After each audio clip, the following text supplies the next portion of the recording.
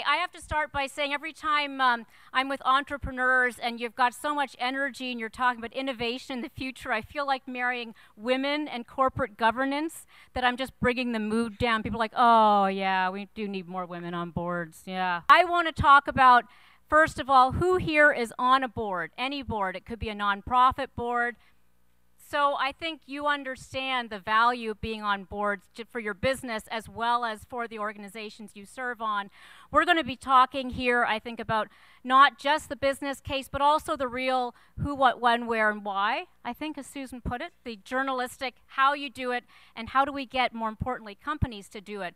Let me start with Andrea, and you've been on both sides, both as a CEO on boards. We're here at Entrepreneurship Day. Why should we care about this, getting women on boards?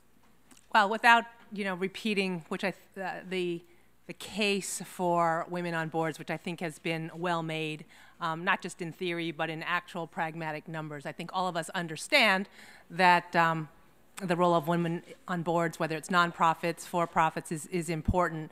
The actual pragmatic reality of how to get that done is a really, I think, continuing A, challenge, and B, dialogue. I just have to say, I mean, I was one of the early women CEOs in the Fortune 500, so of course board seats were big opportunities for the couple of us. There was, I think, myself, Carly Fiorina, and Meg Whitman. I think that was about it in 1999. And one of those three has not run for office yet. One of those three is, this is the closest I'm getting. We're in the UN. So and we're in the UN. But I will just say that it's, I'm going to say it here. I mean, it's startling to me. That was 1999. This is 2015, and the numbers are not that much better. It's pretty daunting to me because kind of the challenges that I felt early on as a female CEO, and I look today, and I see that the dialogue hasn't changed that much, particularly here in the United States. It's just unbelievable to me. It's just unacceptable.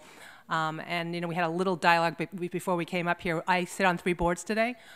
2 of them are U.S. boards, Apple and GE. Opposite coasts, very, very different. Both obviously faced with obviously making sure that every single person on the board is enormously qualified given the size, the stature, and the issues facing these 3 companies, but also facing the issue of gender diversity, diversity in general. Silicon Valley certainly having been under attack and continuing to be under attack in terms of female representation. But I just do want to say that sitting on a European board, I would have been someone who really was not about quotas, that I would have thought we could have gotten there more easily in the United States without that. And having gone on to a German board, I'm on the Mercedes-Daimler board, and joined before the legislation. And obviously there was talk about legislation in the 30% in Europe.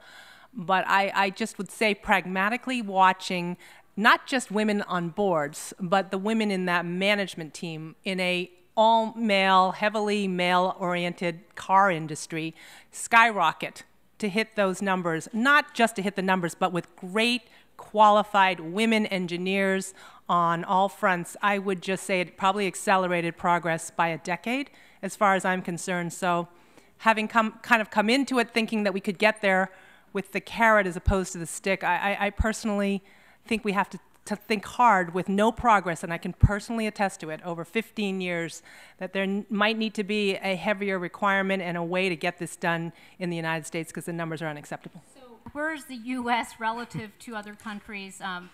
We know Germany's ahead. How are we doing against the rest of the world in terms of getting women on boards and some of the processes through which some of the women here can also get on boards?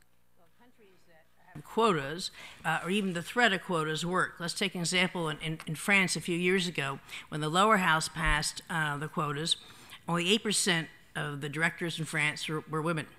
That year, the men all rushed out to sort of try to get the very best women to go onto their boards. Even before the Senate passed legislation, the numbers doubled 1 year, 16%. One fun story, Publicis, one of the world's largest advertising agencies, brought 5 women on at once. They took a look at this global firm and said, "There's no strategic planning committee."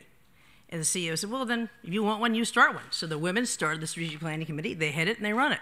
So women right away can get involved. So wherever you have quotas or targets in various parts of the world, or where you have SECs that mandate that companies have to say what they're doing about diversity, then you have a lot more change than in the U.S. In the U.S., the bigger companies change faster than the smaller companies. The public companies change faster than the private companies. And for your first boards, you should be looking at private companies, family companies, mid-cap sized companies. There's a great chance to sort of prove yourself and then move yourself up. Vanessa, talk a little bit as general counsel. Obviously, we don't have quotas here, but give us some perspective of what the role of a general counsel is in looking at this. And you're also in the banking industry, which has also not, I think, been a place where we've seen a dominance of women on boards. Is that fair to say? Well, thank you for that. Yeah, hi. Hi. Welcome. Yeah. A couple of things. I'll speak to what you asked me, and I just want to pick up on Andrea's point as well. As you know, I'm from Bank of the West. As you well know, we're owned by BNP Paribas. So I would say that notwithstanding the French quotas, that BNP Paribas certainly always had a commitment to women in the workforce. I mean, you got to. Aren't they one of the sponsors here? They're one of the sponsors here, yes, Bank of the West. And think about it. If you look at the dynamics and the statistics of the workforce coming up, it's women. If you don't have really brilliant women helping you manage your companies and on boards, you're just not going to be successful. So BNP Paribas, actually, of its 12 elected directors, already has 5 that are women, and they have 2 employee voted directors who are also women. At Bank of the West, we only have 2, but you see Claudia from the prior panel. She's as good as 3 or 4, I would say. We are working our way, but if you look at the banking industry overall, Diane, we're measuring just about what the rest of the Fortune 500, those companies are, about 20%. There are some, Wells Fargo's about 40%, but then there are some that only have like 1 woman. So I am like Andrea in that at first I did not believe in quotas. I've always felt that we all know, we've all been in women's movements and we've all supported women's groups. Right now in a male-dominated industry, we have to have men's support to succeed. So I was always concerned that if you tried to impose a quota, it would just be a great backlash, and the men would not appreciate it, and then they would not help us. But when you look at Europe, when you look at those countries, and as Andrea said, when you look at the change that can be made, and honest, the first panel I think this morning and the second one, someone from Guatemala was talking about a program that they have for politicians, and they can't find women to be in the program. How many times have we heard this? I would hire them. I would put them on the board if only I could find them. Here we are, okay? Right. So binders full of women. So all we need is a push. All we need is a leg up, right? Did I answer your question? Well, you answered enough to feel like you know. That contributed? You'll continue. Cynthia, give us your perspective on this, where it ranks as a priority. You're in a lot of, C-suite clients talking to them. Is this up there, 1 or 2? Must get women on board. How can I do it? Help? It should be more of a priority. In my career, I started as a partner at Deloitte in consulting and left early as a partner. And I was the first woman on the Office Depot board. I've been on 10 public company boards, frequently the first woman on the board. And the last company where I was the first woman on the board was 9 years ago. And that should not have been. And there are still companies that don't have women on the boards. And I agree with Andrea that we have tried the carrot, and it's now time for the stick. That's not to say that it should be quotas. But the threat of quotas worked in the UK, and I'm more a fan of the fame and shame game. So I'll give you a couple of examples. Fame, when that fabulous woman at lunch from Intuit was speaking, I looked up to see if there were women board members on the Intuit board, and there are. Now let me give you a shame example. And I'm going to point out the press. The press recently has been all over this woman CEO's public company, Theranos, for not having doctors on the board. Not one word about no female outside directors. Not one word. There aren't any female doctors that are capable of sitting on a blood testing board. So I think that, you know, you've got to shame them in addition to congratulating the ones who do. And it's not just enough to congratulate them.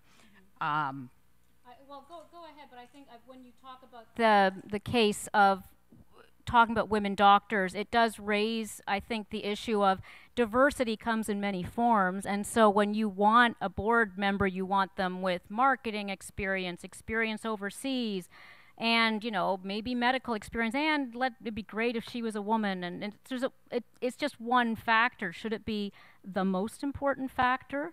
I think you have to look at putting a portfolio of voices together. And I agree with you, Diane. It's all about diversity.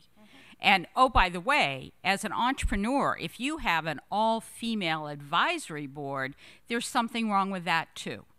Because an all-one-gender board does nothing, generally, but be an echo chamber for the CEO. And that's not appropriate. Really fine CEO leaders want to be challenged, and they're not afraid to have diverse opinions at the table. And if you look at companies, especially public companies, that have diverse boards, and you guys ought to care about this, they generally are more supportive of women in the C-suite, but they also have, and this is the part you need to care about, they have good minority purchasing programs so that their vendor purchasing looks for women-owned businesses, minority-owned businesses, veteran-owned businesses. And by the way, if I can take another 30 seconds, I want to make an announcement today, because I sit on both public and private boards. And I think that sitting on private boards is just as important. And one of my companies where I'm lead director just announced their launch today, and it is Founders First Capital Partners, that is focused on revenue-based lending to women, minority, and veterans companies. And it's the only one in the space to try and get access to capital for women-owned companies. Right. And maybe we'll get a discount code or something. No, I'm kidding. Just for, you want to add something, Vanessa? Yeah. Well, I think there are a lot of studies that show while women care about numbers and internal controls as well, they also care about corporate social responsibility. They care about the softer issues, and there's a different dynamic that's on the board. But to your point about, you know, what do you look at? You're always looking at, and I'll make this disclaimer now that these experiences are at more than one company, excluding the one that I am now. But what I will say is that you look at skills and experience, and whether or not the candidate's female is one thing, but the other thing you got to think about on these boards is you're trying to build an effective board. And an effective board is a board that can deal with difficult issues in a collegial manner. And because of that, a lot of the directors are people that people know, right? They feel comfortable with so-and-so. When we recruited Claudia, we actually went to a search firm and we said, we're looking for new directors. But I think probably, Susan, I think you had the statistic, only 20% of the public seats that come available actually go out publicly. I want to turn to Andrea, because when we're talking about board searches, I think that we do sometimes, we imagine what the perfect board member is like. But talk about what you found, and Susan, you weigh in too, of whether it's GE, Apple. Give us some stories. You can anonymize them, of course, but of what exactly goes into the decision making. Do you sort of take the guidance of a search firm, or are they people that you know and trust for the most part? Well, let me just, I'll answer that two ways. I'll just talk a little bit about, because I'm on actually the nominating committee. So that is the committee that selects board members for both those companies, and then I'll just give you my own personal stories if I even go back. It's a while ago and they're a little bit different. But just, you asked the question, I think the rigor, the devil's always in the details. So yes, experience matters, and like any other large organization, there are a grid of requirements, whether, you know, what are the gaps, where are we strong, where do we need a financial expert, where do we need technology, where do we need global. I mean, these are not things that would be different than any other company, but I think the detail comes into making sure that there is a diverse set of candidates for each one of those. So if we said we need someone to represent, you know, digital technology at GE, or the global, or Latin America, whatever it may be, that comes in a matrix, not instead of or ahead of, but at the same time making sure that, so in that requirement, do we have a diverse set of candidates? And that's a really important, actually, how we do it. And I think that's important. And my personal stories, I mean, I'm on 3 boards, and so I guess this would marry what Susan said. One of the boards was through a headhunter. The other 2 were not. So I would be right in there in your statistic of 2 of the 3 boards that I'm on, what was not through, you know, sort of a traditional headhunting approach. But my story that you'll smile at is that I actually met Steve Jobs in the elevator in the Park Hyatt Hotel in Tokyo, a decade before he passed. And we were talking, and he said, look, I know you're, and I was not a CEO. I wasn't even a COO at that time yet. I was in marketing and branding, and he knew that, and he was interested in understanding how to kind of market, brand, and think about New York City and maybe a store that we're going to do underground, kind of near the GM building. And so he said to me, like, we got off the elevator in the lobby, and he said to me, you know, I'm going to call you the next time I'm in New York. And I thought, okay, fine. And I thought, sure.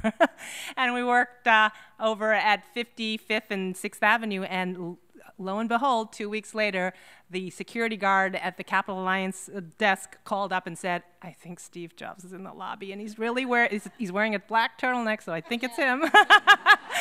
So I'm like, okay. So he came up, and we took a walk over to this, what wasn't yet the Apple store, and it was just one of those experiences. And 4 years later, you know, I joined the board. So because we just got to know each other, and you know, as it related to marketing and retail experience, New York City.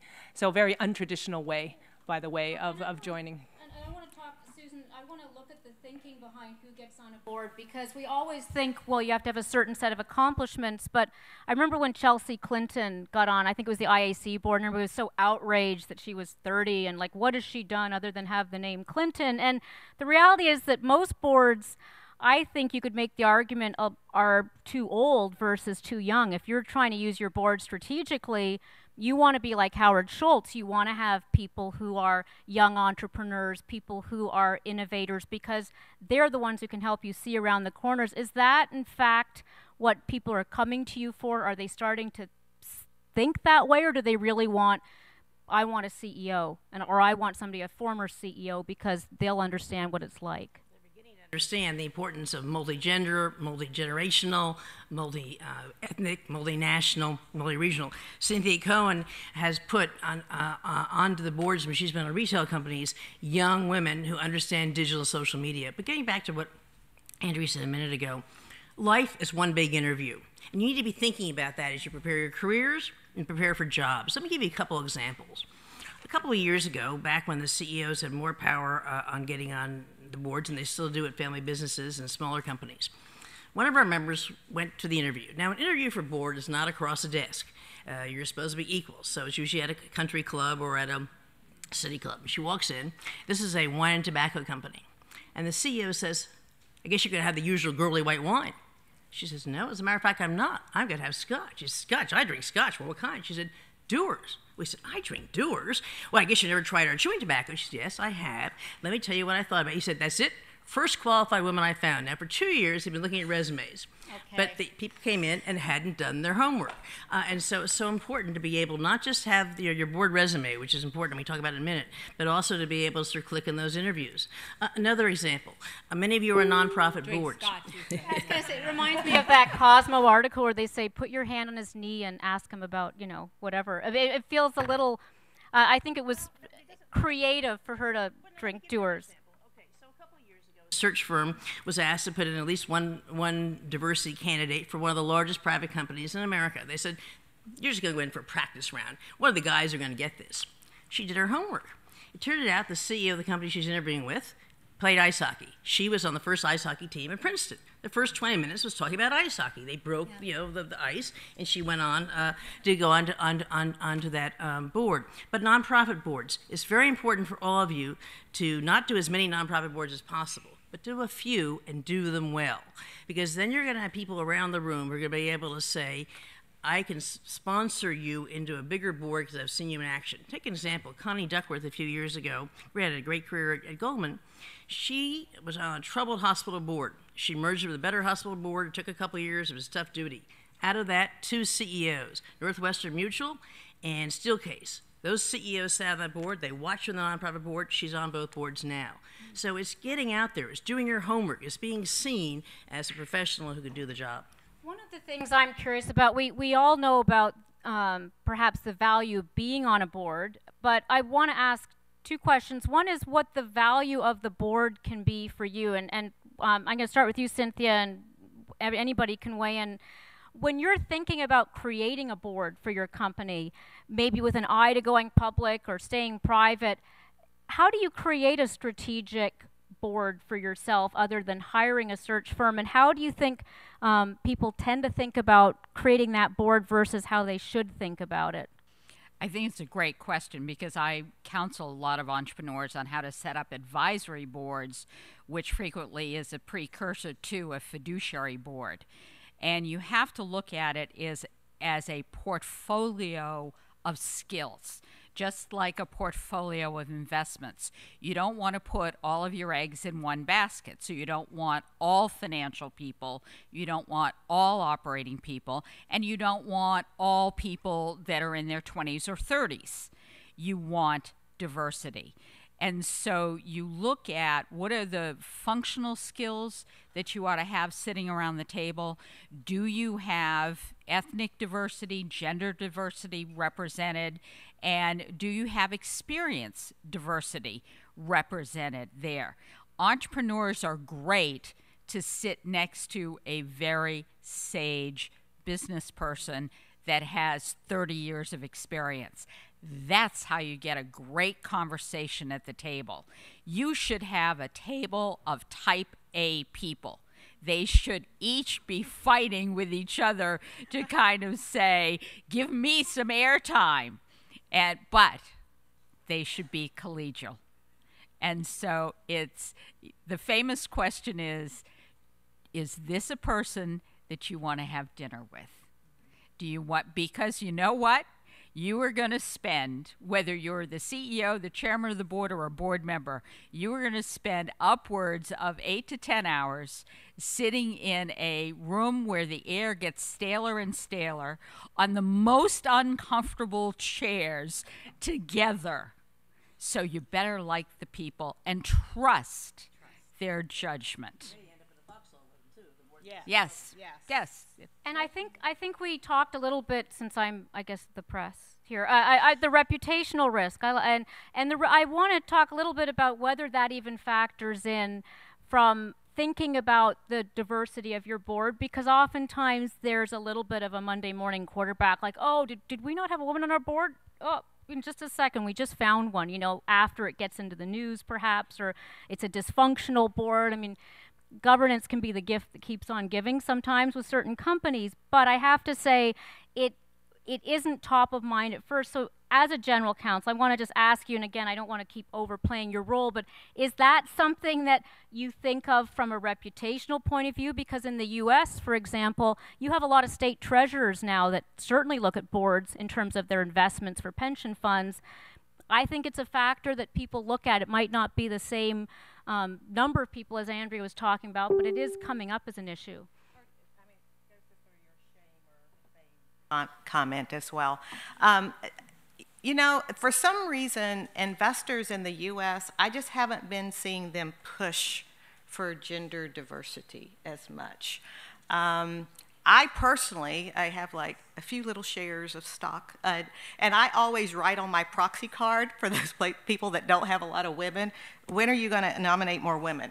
And I don't vote for the men, so I don't know if anybody reads my comments, but post them on for like write articles. That's right. But I think it depends upon your industry. So, for example, if you're, and I think probably the statistics hold true, that if you're a consumer company, and if you look at the women who are the consumers and who have the purse strings, if you don't have women on the board, then that could be an issue. Maybe some other more old line companies, it's not as much of an issue, and I think that goes to the same thing with the millennials or the Gen Xers, right? It's a technology company, it depends on, but the truth of the matter is, we have to go into the next century here, right? And everybody needs innovation. So to your point about the entrepreneurs, you know, one of the things banking's trying to do is be innovative. All the industries are trying to be innovative. To be innovative, you have to have diverse thinking, right? And you have to have people on your board who are different. But I go back to collegiality. That has to be one of the most important things for a board, and you can see it's winding through all of our comments, whether it be who you want to go to dinner to. I mean, I think I'm not even sure if was that the 5-minute warning, like the equivalent of I heard a ding, so I'm not sure how much time we have left if we should be summing up soon. But collegiality is a hard thing when you don't know the people that you're necessarily getting on the board of. So but I do think it perhaps comes through in some of the other work that people do. So I want to ask each of you, in anticipation of wrapping up, a little bit about some tips, some advice that you have for people in the audience, not just to get on boards, but people who are in leadership roles here, people who perhaps are thinking about it from an investment point of view as to how not only can they move the needle on it, but how they should think about this personally. And I'm going to start, actually, Cynthia, with you and work our way down. Any thoughts? Yes, specifically for the entrepreneurs, when you present yourself to any board, public or private, one of the things you have to remember is you are what I call double-dipping consumers. And for instance, all the technology vendors know this, the banking vendors know this. Women still make the majority of brand decisions for the household. When you're an entrepreneur, you not only make the majority of the brand decisions for your household, you're making the brand decisions for your business. And so IBM clearly knows that. Verizon clearly knows that. That's one of the ways that you need to market yourself. As you were saying, when they look for women to sit on their board, you are representing that small business community that is making decisions about brands. You also can help the company on entrepreneurship. Big companies struggle so much to start small new businesses within their big bureaucratic organization. And that's another way to market yourself, to say you really know how to do that, how to coalesce a team, to run through walls and do it faster, how to really get innovation done quicker than some of the big companies do. And that's your other reason to be there, in addition to functional and industry expertise. Great. So Vanessa, so the collegiality, I would say it's two ways, okay? They're interviewing you and talking to you to see if you're a fit, but you're also talking to them to see if they're a fit. Because almost everybody, I think, would tell you that before you pick a board or you join a board, you need to make sure that you like the people. So don't look at this like this is a job interview. And collegiality is there or it's not. Sure, if you're a jerk, you're probably not going to be a good board member, right? If you won't let people talk their turn, you're probably not going to be a good board member. But once it goes beyond that, it's, that level of trust, if you do feel at ease with the person, and that's why we've got the problem that men keep nominating men. And that's why we've got to get a bigger field of women so that we can start influencing and supporting women as well. Susan, you have a lot of different ways people can, at the very least, also get themselves ready, board ready, because that's something. We do these onboard boot camps all over the world, and obviously they're day-long programs, have to be sort of brief here.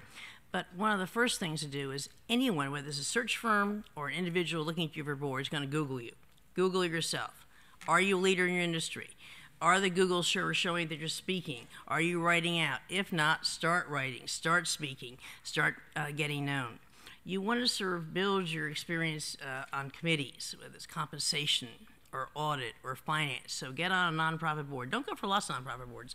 Find some one or two big nonprofit boards where there are the kind of people you want to get to know, so they can recommend you for their boards. Become a committee chair. So show that you've got the expertise.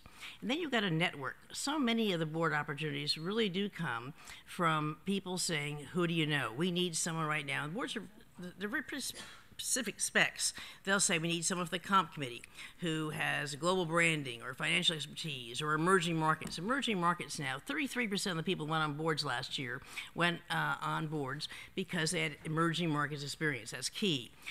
Financial expertise is key. Almost half of the women last year went on boards, went on audit committees. Why? Men don't want to do it anymore. It's boring. It takes time, not extra pay.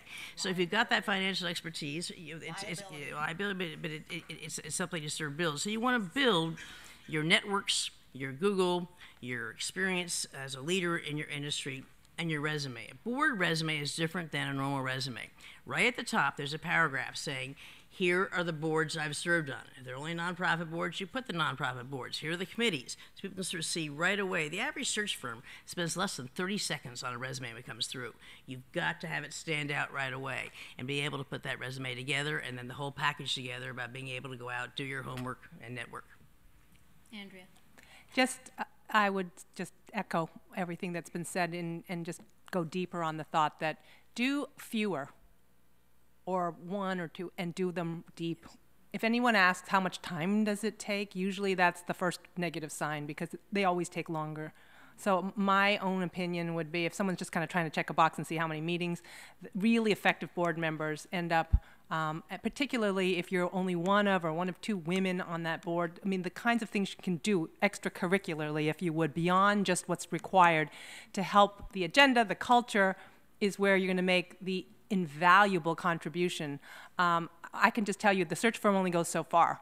When we get close to a candidate, you know, the more you can be active in a board, we're going to call the other board members, not just the CEO. The board members on the nominating committee, not the search firm, are going to call people they know that you sit on that board with. And that's going to be really where the true test of, is this person going to fit with us? They may be great on the end.